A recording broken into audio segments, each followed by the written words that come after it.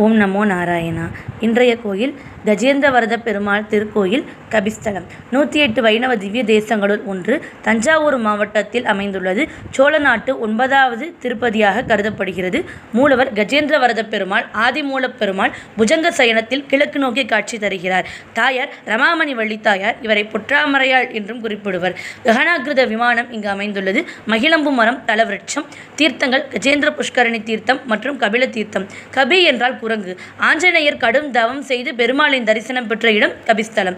இந்திரஜும்னன் என்ற அரசன் விஷ்ணு பக்தனாக இருந்தார். துர்வாச முனிவரின் சாபம் பெற்று அவர் யானையாக பிறந்தார். அவர்தான் கஜேந்திரன். குஹு என்ற ஒரு அரக்கன் குளத்தில் குளிக்க வருவோருக்கு தீங்கு செய்ததால் அகத்தியரின் சாபம் பெற்று குளத்திற்கு வந்தார். அந்த முதலை தான் யானையின் வாயை கவ்வியது. ஆதிமூலமே என்ற யானை அழைத்தவுடன் பெருமாள் வந்து காத்தார். இருவரும் சாப விமோச்சனம் பெற்றனர். அந்த தலம்தான் கபிஸ்தலம் என்று குறிப்பிடப்படுகிறது. ராதே கிருஷ்ணா.